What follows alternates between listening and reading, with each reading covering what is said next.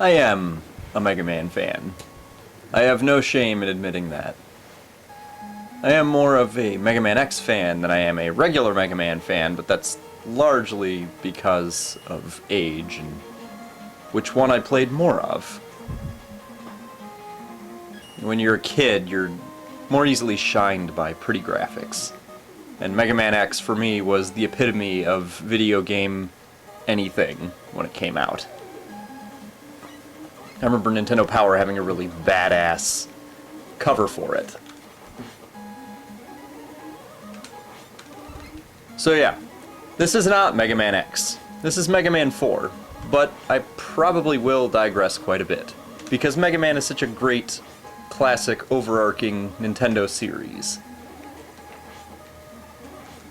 Mega Man 4 is not Mega Man 3.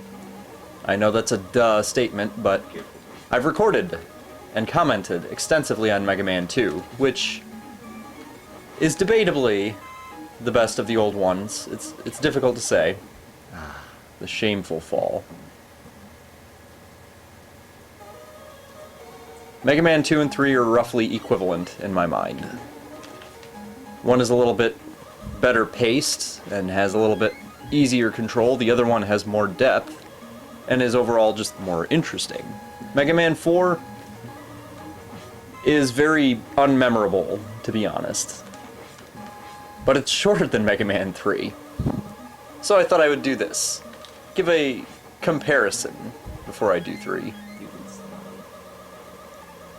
Let's see, this one introduces yet another new concept. In 3 you get to slide. 2 is basically an easier version of 1, so there's not a whole lot in terms of gameplay.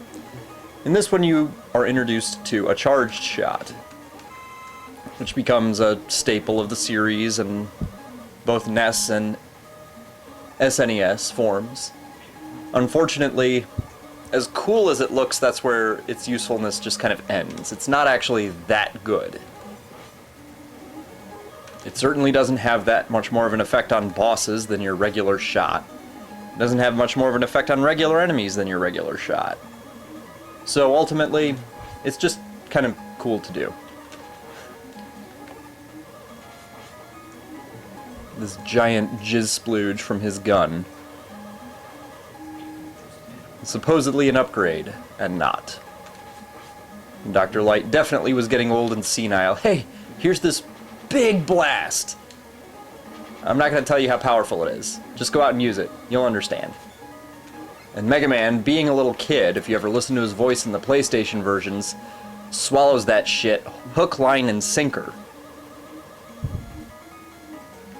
It's like, oh, this is so awesome! But he doesn't realize that he's not doing dick more to enemies than he was before.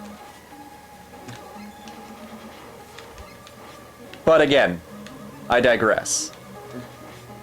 The game's biggest achievement, aside from a cool charged shot, is actually music. There are a lot of very memorable songs in this game. Unfortunately, there's not very much memorable about its levels.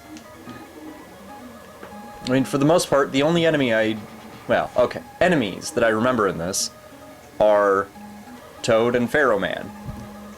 Toad Man for reasons I will explain later, Pharaoh Man likewise. But most of the levels have fairly cool themes. But the levels themselves are just kind of there. They don't really stand out like they did in 1 and 2, or 2 and 3. To be honest, I haven't actually beaten 1. I always got stuck on Guts Man's stage, and that would frustrate me to such a degree that I just never had the inclination to try to beat it. And Toad Man just creeps me the hell out. He creeped me out as a kid. He does this creepy gyration. He is a giant fat belly dancing robot that was created by some mad Russian scientist named Dr. Cossack.